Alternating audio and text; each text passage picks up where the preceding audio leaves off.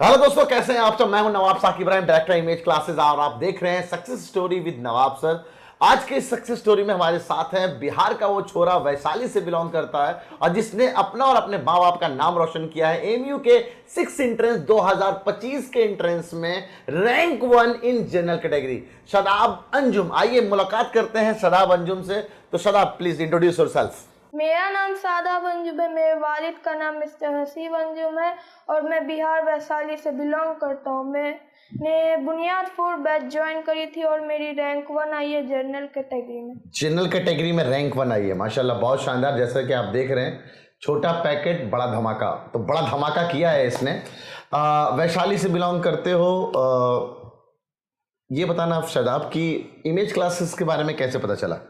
मुझे तो ऑनलाइन पता चला, सोशल मीडिया से पता चला। तुमने पता किया था, अब्बा ने पता किया था? अब्बा ने पता किया था। फिर जब तुमने ज्वाइन किया तो ऑनलाइन मोड में ज्वाइन किया था तुमने। तो ऑनलाइन मोड और ऑफलाइन मोड में मज़ा किस में आता है? ऑफलाइन में ज़्यादा या ऑनलाइन में? ऑफलाइन में आता है। ऑफलाइन में ज़्यादा आता है। तो अब यहाँ आओगे मिंटो सर्किल में, मज़ा आएगा और तुम्हें।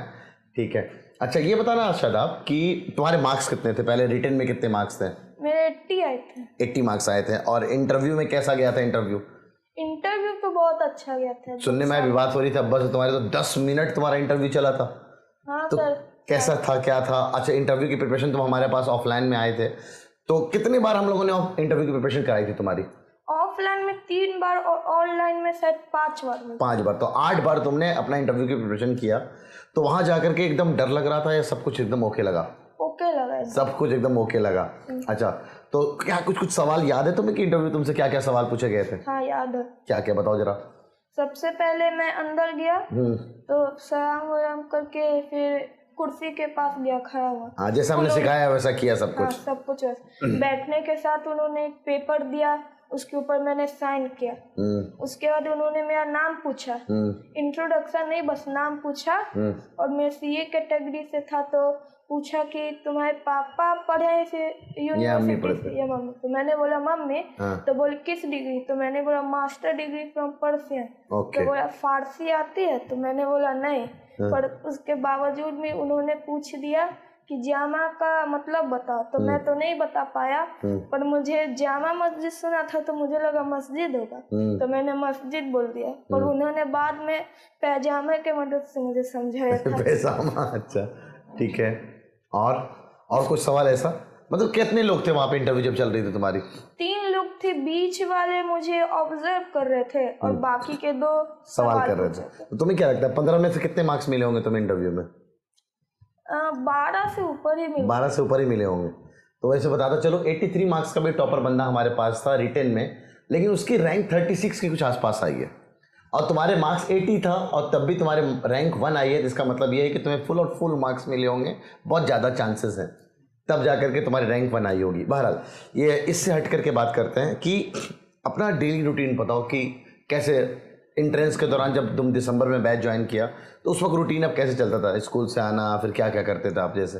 हाँ, तो मैं सुबह 6 बजे उठ जाता था। 7 बजे तक फ्रेश होके आ जाता था। ठीक है।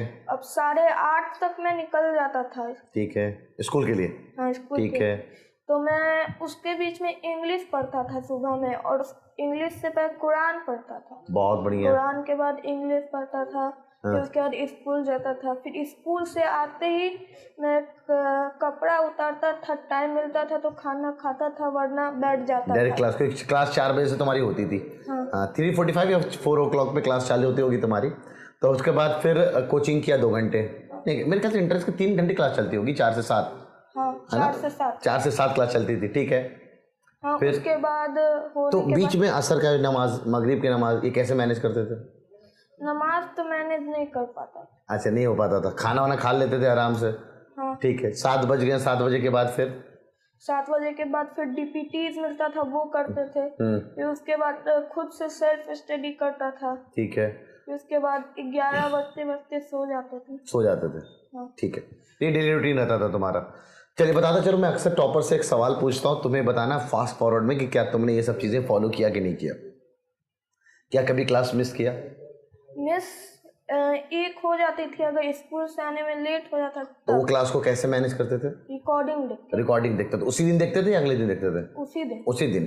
तो क्लास कभी मिस नहीं हुआ अगर कहा जाए ठीक है। दूसरा, क्या कभी कोई डीपीटी मिस किया? नहीं, डीपीटी मिस नहीं हुआ। कभी नहीं। अच्छा, क्या कभी संडे टेस्ट मिस किया? नहीं, इसका संडे टेस्ट कभी नहीं मिस हुआ। क्या कभी संडे टेस्ट पेपर का डिस्कशन मिस किया? डिस्कशन भी नहीं, कभी कभार हो जाता था। तो उसको क्या करते थे? डिस्कशन रिकॉर्डिंग देखते थे या अब्बा से खुद डिस्कस कर लेते थे? अब्बू भी कर देते थे, पर मैं रिकॉर्डिंग बाद में देख लेता था। रिकॉर्डिंग बाद में देख लेते थे। अच्छा, क्या मॉड्यूल सारे के सारे कंप्लीट किए? हाँ, मॉड्यूल तो पूरा। डीपीटी बुकलेट इस बार हम लोगों ने दिया था, वो पूरा कंप्लीट था? हाँ। ठीक है। तो ये आपके सामने है वो चीज़ जो मैं बताना चाहता हूँ कि रैंक 1 लाना बस इतना आसान है, इतना आसान है। मैं अपने लेवल से आपसे कहता हूँ कि आप अलग से कुछ मत करो, हम जो दे रहे हैं उतना कर लो। अभी इनके पेरेंट्स से बात हो रही थी, एक उसका वीडियो भी आपने देखा होगा। उन्होंने यही कहना है कि आपका सबसे शानदार पार्ट जो लास्ट के 2 महीने में ना, वो जो आप रगड़ करके रिवीजन कराते हो ना, डिफरेंट मोड्स में ले जाते हो, करो मोरो सीरीज कराते हो, रैंक बूस्टर सीरीज कराते हो, मिनी टेस्ट सीरीज कराते हो। और इस बार तो हमें बहुत वक्त मिला था एमयू के लिए, तो हमने क्या लेके आया था sir? Sure short selection series लेके आए थे, इसको S4 सीरीज कहते हैं ना। तो उसमें अच्छा, क्या थोड़ा सा शेयर करो ना श्योर शॉर्ट सिलेक्शन सीरीज के बारे में, कुछ याद हो तुम्हें तो? क्या होता था उसमें? उसके अंदर सारे सब्जेक्ट का रिवीजन होता था। ठीक है। कितने सवाल होते थे उसमें? उसके अंदर सारे सब्जेक्ट से लगभग ज्यादा ही क्वेश्चन ज्यादा होते थे। ऐसे एंट्रेंस में कितने सवाल आते हैं? 85। और हम कितना पूछते थे? 150 से ऊपर ही। 135। हम लोग क्या करते थे, 135 सवाल उसी 2 घंटे के अंदर इनको सॉल्व करने के लिए देते थे, ताकि most of the question revise भी हो सके और साथ ही साथ इनको 2 घंटे के अंदर 135 सवाल करने का काबिलियत होनी चाहिए। तो वो है हमारा। और उस दिन रोजाना एक चैप्टर वाइज टेस्ट लेते थे ना, तो एक बड़ा शानदार एक शेड्यूल बनाया था 1 महीने का, श्योर शॉर्ट सिलेक्शन सीरीज। जाकर के आप यूट्यूब पे भी देख सकते हैं श्योर शॉर्ट सिलेक्शन सीरीज में क्या खास था। बहरहाल शादाब, ये बताना मेरे को कि through out preparation image class से कौन सा फीचर तुम्हें बहुत शानदार लगा? सबसे अच्छा मुझे फीचर लगा जो संडे टेस्ट पेपर सीरीज था ना, वो संडे टेस्ट पेपर जो हर संडे हम टेस्ट लेते हैं। ठीक है। क्योंकि मैं हर मतलब भूल जाता था पीछे का। ठीक है। और वीकली जो टेस्ट होता था उससे मुझे याद रहता था। हाँ। तो वीकली टेस्ट में आपको, तुम बताओ खुद, मेरे को तो पता है कि प्लानिंग तो मैं ही बनाता हूँ। ये 1 हफ्ते का टेस्ट होता था या पीछे वाली चीजें भी पूछते थे? पीछे वाली चीजें भी। तो इससे पीछे वाली चीजें भी रिवाइज हो जाती थी। तो हमारा टेस्ट ऐसा नहीं था संडे खेलो। और अच्छा, 1 हफ्ते के अंदर हम लोग पैटर्न टेस्ट लेना शुरू कर देते। पैटर्न मतलब जामिया, AMU और BHU तीनों पैटर्न का टेस्ट बच्चा देगा। ठीक है। 1 हफ्ता ही हुआ है, डायरेक्ट उसी पैटर्न 85 क्वेश्चन अगर एमयू में आता है तो हम 85 क्वेश्चन हर सब्जेक्ट से लेना शुरू कर देते हैं। ठीक है। अच्छा, ये बताना मेरे को शादाब, 80 मार्क्स आए, कहाँ कहाँ सवाल में मार्क्स कटे? मैथ में मेरे कट गए थे, और इंग्लिश में एक, उर्दू तो पूरा सही था, और हिंदी में। ठीक है। तो अब ये तो सिली मिस्टेक्स हुए होंगे। हाँ, ठीक है। अच्छा, ये बताना शादाब कि कोई अलग से कोई किताब पढ़ा? अलग से नहीं, सिर्फ हाँ अलग से 1-2 पढ़ा होगा, पर मॉड्यूल ही मैंने पढ़ा। मॉड्यूल से काफी। तुम बता रहे थे बातचीत में कि एक एमयू बूस्टर किताब खरीदे थे तुमने। हाँ। और वहीं से नवाब सर के बारे में जाने थे तुम। हाँ। है ना? तो एमयू बूस्टर कितना बेनिफिशियल रहा तुम्हें तैयारी के लिए? मेरे तो बहुत बेनिफिशियल था, क्योंकि उसके अंदर आंसर की और उसके साथ उसका मतलब क्या कह सकते हैं, डिटेल सॉल्यूशन। हाँ, डिटेल सॉल्यूशन भी मिलता था। बताता चलूँ कि एमयू बूस्टर का ऑथर खुद मैंने अपने लेवल में 10 साल उस किताब को दिया और हर साल देता हूँ वक्त। और उसमें एक ऐसी चीज़ें हैं जो बच्चा घर बैठे बैठे तैयारी कर सकता है। तो इसलिए अगर कोई बच्चा इमेज क्लास ना भी ज्वाइन करे तो मेरी किताब एमयू बूस्टर से ज़रूर पढ़ रहा होता है। बताता चलूँ कि एमयू बूस्टर अगर बच्चा इमेज क्लास का है ना, तो उसको एमयू बूस्टर करने की ज़रूरत नहीं है, क्योंकि हम उनसे करवाते हैं। क्योंकि मुझे पता है वो किताब कितनी शानदार है। जिस किताब से 90% सवाल मैच कर जाए, 85% सवाल मैच कर जाए, वो कितने कारगर, कितने अच्छा साबित होगा बच्चों के लिए।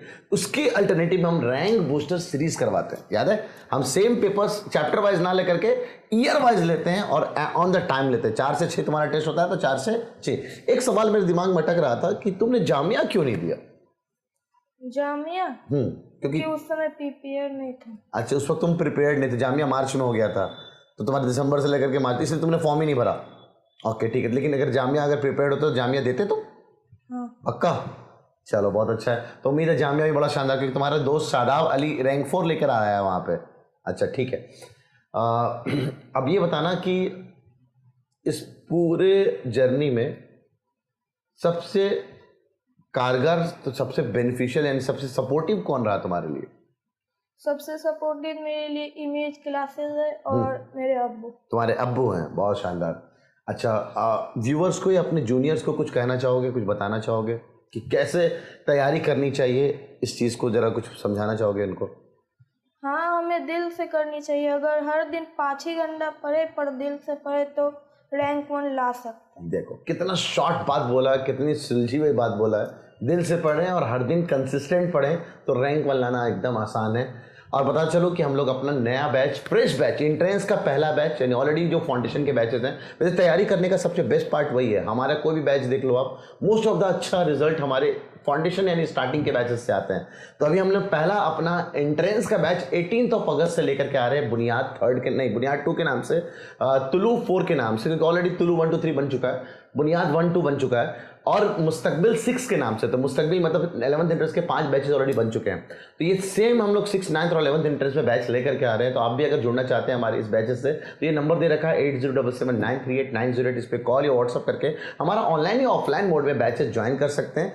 आर्ट्स, ह्यूमैनिटीज़, कॉमर्स सब की तैयारी हम लोग कराते हैं। और इस पिछले साल का रिजल्ट आपने देखा होगा तो AMU में हर जगह रैंक 1 ला करके दिखा दिया है। और 4 सालों में अल्हम्दुलिल्लाह कोई भी ऐसा एंट्रेंस जिसकी हम तैयारी कराते हैं वहाँ पर रैंक 1 क्लासरूम से नहीं आया हो बच्चा, ये सब हमने साबित कर दिया है। तो we are the best in this field, इसकी गारंटी तो हम लेते हैं। और मिलते हैं नई वीडियो के साथ। तिल दिन अपना ख्याल रखें। और एक बात का ख्याल रखें, आप वीडियोस तो देख रहे हैं लेकिन उसमें कमेंट नहीं करते हैं कि आप इस छोटे से बच्चे की जो जर्नी है, उस जर्नी में इसका कौन सा पार्ट आपको सबसे अच्छा लगा। तो कमेंट करना ना भूलें ताकि हमें पता रहे कि आप हमारे सक्सेस वीडियोस को देख रहे हैं और बच्चों से इंस्पायर हो रहे हैं और कुछ ना कुछ अच्छा आप भी करना चाहते हैं। मिलते हैं नई वीडियो के साथ। तिल दिन अपना ख्याल रखें, दुआ में याद रखिए। अल्लाह हाफ़िज़।